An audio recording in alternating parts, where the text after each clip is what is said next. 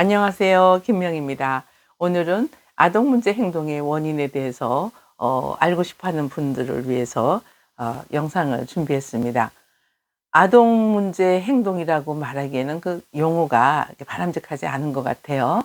그 아동들을 상담을 해보면 크게 세 가지로 나눠볼 수가 있습니다. 일단은 첫 번째가 유기체적 요인입니다. 이 유기체적 요인을 좀 풀어서 얘기하면은 유전적인 타고난 어떤 요인을 말하는 거죠.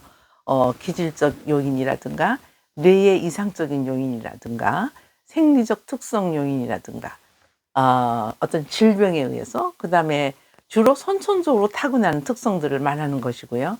그다음에 이제 개인 내적 요인이 있는데, 이거는 이제 심리 사회적 특성, 아이들이 가지고 있는 어떤 자아 존중감 또는 낮은 자존감, 그다음에 사회성 결여, 그다음에 능력 등을 말할 수가 있겠고, 또 정서적 특성을 보면은 그 아이가 가지고 있는 어떤 공격성, 분노, 위축, 우울 뭐 이런 것들을 들 수가 있겠죠. 그리고 중요한 또 부분은 개인 외적인 요인이 있는데, 개인 외적인 요인은 부모의 양육 태도입니다. 형제 관계, 또래 관계, 학교 생활 적응, 가족 관계 갈등, 그다음에 부모의 사망이라든가 이혼, 재혼 등 사회 경제적 요인, 이러한 이제 아동들을 상담을 하다 보면 거의 다 이 세 가지 요인에 걸려 있어요. 그리고 이제 특히 유아들이나 아동들의 경우에는 청소년들도 마찬가지고요. 부모의 잘못된 바람직하지 않은 양육 태도 때문에 문제가 이렇게 커지는 그런 경우를 우리가 볼 수가 있겠습니다. 아까 말씀드린 대로 유기체적 요인도, 유전적인 요인도, 우리가 기질적인 요인도, 또 뇌 이상적인 요인, 이런 어떤 생리적 특성 요인을 무시할 수는 없지만, 주로 상담을 하다 보면 부모님들의 어떤 그 무식이 아니라 무지, 잘 모르셔서 부모의 양육 태도와 관련해서 아이들이 많은 그 문제 행동을 일으키는데, 부모님들 입장에서는 문제 행동인데 이 아이들의 입장에서는 소통하려고 몸부림치고 있는 거죠. 부모와 소통이 안 돼서 사랑받고 싶어서, 인정받고 싶어서, 또 돌봄받고 싶어서. 근데 그게 이제 부모의 양육 태도에서 부모는 사랑한다고 하는 그 양육이 아이들에게는 그 상처가 된다거나 좀 부적절한 그런 양육 태도가 있을 수가 있습니다. 이 책은 제가 지금 그 정년 퇴임한 지가 몇 년 됐잖아요. 근데 이 책은 제가 그 교수 재직 시에 소셜 스킬 디벨롭먼트 앤 카운슬링이라는 책이에요. 아동 청소년 사회성 개발과 상담이라는 책인데, 이 책에 제가 좀 이렇게 요약을 해보면 아동들의 이제 문제 행동을 지금 방금 말씀드린 대로 이렇게 크게 우리가 나눠볼 수가 있는데요. 그걸 조금 더 풀어서 얘기하면 선천적인 요인, 그다음에 가족 요인, 그다음에 정서적인 요인, 그다음에 생애 사건 요인. 여기서 생애 사건 요인이라는 것은 이렇게 어떤 전쟁을 만났다거나, 아니면은 자연재해, 뭐 큰 홍수를 만났다거나, 아니면 지진을 만났다거나, 어떤 그런 자연재해, 뭐 불이 났다거나, 그럴 수가 있겠죠. 그다음에 이제 교통사고로 가족 중에 누가 사망을 했다거나, 특히 부모님의 사망, 그리고 형제들의 사망, 이제 여기에서 받는 스트레스가 외상후 스트레스라고도 볼 수가 있는데, 엄청난 스트레스를 주는 거죠. 평생 그걸 이제 가지고 가야 되는 그런 상황이 될 수가 있습니다. 그래서 선천적 요인은 말 그대로 유전자죠. DNA로 나타나는 요인들인데, 태내기와 출생 시의 뇌 손상, 타고난 어떤 기질, 그다음에 어떤 장애로 인해서 사회 부정을 일으키고, 또래 친구들과 관계를 잘 못한다거나, 또 특히 이제 부모님들이 양육을 할 때 그 어떤 선천적인 요인을 이해를 잘 못해서 많은 바람직하지 못한 그런 어떤 양육을 했을 때도 문제 행동을 이제 일으키는 건데, 그 부모님들의 입장에서는 우리 아이가 문제 행동을 한다 이렇게 말씀하지만, 사실 아이들의 입장에서는 소통의 몸부림이라고 그렇게 저는 표현을 하고 싶습니다. 그러니까 나의 생각과 나의 마음을 부모님들이 알아주지 않고 부모님들 생각대로 양육을 하기 때문에 아이들은 굉장히 힘든 거죠. 그것도 충분하게 이렇게 소통을 잘 할 수가 상호 교류가 잘 안 되기 때문에. 그래서 선천적인 요인, 그 다음에는 이제 가족적인 요인을 말씀드릴 수가 있는데, 어떤 뭐 학대, 신체적인 학대라든가 성적인 학대, 뭐 심리적인, 정서적인 학대, 그 다음에 뭐 방임의 학대, 이것도 상당히 큰 학대죠. 예를 들어서 부모님이 다 이렇게 일을 한다거나, 아니면은 뭐 부모님이 좀 건강이 안 좋아서 아이들을 좀 방임해 놓은 상태. 그래서 뭐 친가에서나 외가에서 양육을 하는 그런 상태. 그 다음에 이제 너무나 이제 경제적으로 어려워서 이제 빈곤한 그런 가족. 그 다음에 가족 해체죠. 이혼이나 뭐 이렇게 사망 등을 통해서 가족이 해체되는 경우.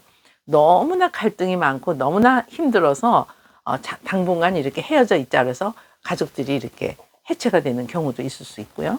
그 다음에 다양한 가족 유형이죠. 여기서 말씀드리는 가족 요인이라는 것은 뭐 한부모 가족, 그 다음에 조성 가족, 입양 가족, 장애인 가족, 그 다음에 뭐 다문화 가족, 소년, 소녀 가정, 그 다음에 이혼, 재혼 가족, 사별 가족 등.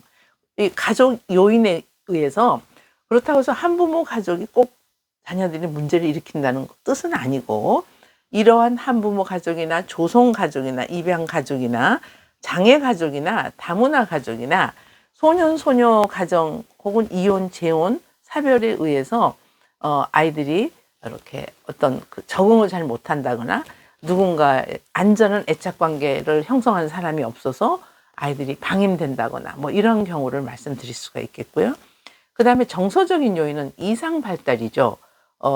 이상 발달이나 이제 미성숙, 그 연령에 맞게 인지라든가 지적인 부분이라든가 신체적인 부분이 이렇게 정상적으로 평균적으로 이렇게 발달이 되지 못하는 그런 경우도 있고, 또 이렇게 미성숙, 그러니까 정서적 요인에서는 아주 낮은 자존감, 그 다음에 자신감 상실, 또래 집단과의 어떤 친구들 관계에서 그 적응을 잘 못하는 아이들, 그런 아이들을 그런 부분을 우리가 정서적 요인이라고 할 수가 있겠습니다.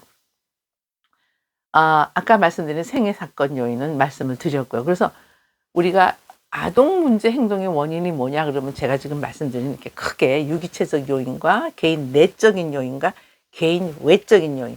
그런데요, 상담실에 이렇게 아동 문제, 자녀 문제 때문에 상담을 의뢰하는 부모님들 경우에는 그 자녀를 바람직하게 양육을 한다고 생각을 하는데, 아이들이 이렇게 문제 행동을 하고 너무나 공격적이고 이렇게 부모의 말 잘 듣지 않고 이렇게 호소를 하시거든요. 근데 이제 상담을 하다 보면 부모와 자녀들 간에 그 소통이 전혀 되지 않는 그런 경우가 참 많습니다. 그러니까 아이들의 문제를 상담해 주세요라고 왔는데, 상담을 좀 들어가 보면 아이들의 문제라기보다 부모님들의 양육의 문제가 있다. 이런 경우가 더 많다고 볼 수가 있죠. 아까 제가 유기체적, 개인 내적, 개인 외적 요인 중에서 개인 외적 요인에 들어가는 부모의 양육 태도. 그래서 아동 상담에서는, 아동 청소년 상담에서는 그 부모님들이 이제 우리 아이의 이런 부분을 좀 상담받고 싶습니다 하고 오지만 사실은 부모 상담이 더 중요한 핵심이 될 수가 있습니다. 그래서 어떤 부모님들은 정말 성실하게 적극적으로 부모 상담에 참여를 하시는데, 어떤 부모는 뭐 일 때문에 또 뭐 직장 때문에 또는 아직 이해를 잘 못하셔 가지고 우리는 정말 사랑으로 잘 키우고 있고 잘 돌보고 있습니다. 그런데 우리 아이가 왜 이렇게 문제가 있는지 우리 아이를 그냥 상담해 주세요. 그리고 부모님은 참여하는 걸 좀 꺼리시는 그런 부모님들도 우리가 종종 만나는데요.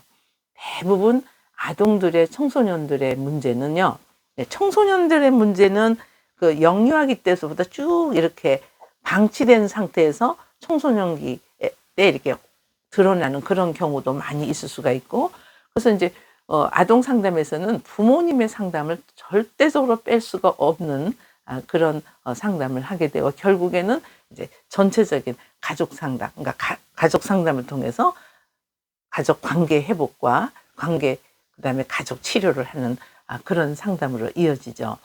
그렇다면 아동 문제 극복 요인을 우리가 어떻게 말할 수가 있겠느냐? 다시 또 거기서 또 세분화돼서 개인적인 요인, 그러면은 뭐 어떤 아이의 지적 능력, 그다음에 아이의 사회성, 그다음에 긍정적인 사고와 부정적인 사고. 어떤 아이는 늘 부정적인 사고를 하고 있는 아이들도 많이 있지요. 그다음에 자아 존중감이 어느 정도인지, 그다음에 그 아이의 재능이 제대로 개발이 되고 있는지, 이것도 어떤 요인이 될 수가 있습니다. 그래서 그 부분을 집중적으로 도와드리는 그런 상담을 하고 있고, 그다음에 이제 가족적 요인에 보면은 부모님과의 안전한 애착 관계가 굉장히 중요한데, 이렇게 부모 자녀 관계에서 안전한 애착 관계로 회복시키는 데 이제 상담에 초점을 두는 그런 경우가 많이 있습니다. 그리고 가족 구성원의 격려와 지지를 수용하는, 이렇게 가족들이 함께 서로 격려하고 또 지지하고, 그리고 서로 보살피는 이런 가족이 될 수 있도록 가족 관계를 좀 회복시키는데 상담에 어떤 초점을 두고 상담을 할 때도 많이 있습니다. 그다음에 이제 폭넓은 가족의 어떤 지원이 필요하겠죠. 뭐 부모님이 맞벌이여서 바빠서 아이들을 좀 방치하는 경우라면은 친가나 외가에서 혹은 친척 중에서 좀 아이들하고 좋은 어떤 안전한 애착 관계를 맺는 사람이 있다면은 이제 아이들이 좀 더 그러니까 방임되지 않을 수가 있기 때문에 이제 그런 부분도 좀 폭넓게 가족의 지원을 좀 요청하는 경우도 있습니다. 그다음에 가족 외적 요인을 보면 또 학교의 친구들, 좋은 친구들 만나는 게 굉장히 중요하죠. 그다음에 선생님과의 소통을 통해서 선생님께서 우리 아이들의 어떤 타고난 기질이라든가 어떤 성향이라든가 좀 이렇게 이해를 할 수 있도록 이렇게 자주 선생님하고 찾아뵙고 아이의 문제에 대해서도 좀 이렇게 의논하고, 학교와 부모와 아이가 이렇게 같이 상호 교류할 수 있는 그런 관계가 될 수 있도록 또 도와드리는 것이 굉장히 중요하죠. 그다음에 이제 친구들이 굉장히 중요한데, 맞는 친구들하고 이렇게 친구들의 어떤 관계가 굉장히 중요하기 때문에, 아동기 때는 또래 집단에서 받는 영향이 너무나 크기 때문에, 그다음에 이제 조직적인 어떤 네트워크를 통해서 도움을, 뭐 학교 요즘에는 뭐 초등학교, 중고등학교 다 위 프로그램이 있어 가지고 이렇게 상담을 의뢰할 수가 있기 때문에 그런 것도 좀 이렇게 도움을 청해 보시는 것도 좋다고 생각이 듭니다. 오늘은 아동 문제 행동의 원인이 뭐냐고 이렇게 궁금해 하시는 분이 계셔서 그냥 간단하게 이렇게 좀 정리를 해서 말씀을 드려 보았습니다. 네. 오늘 여기까지 하겠습니다. 네. 김명희였습니다.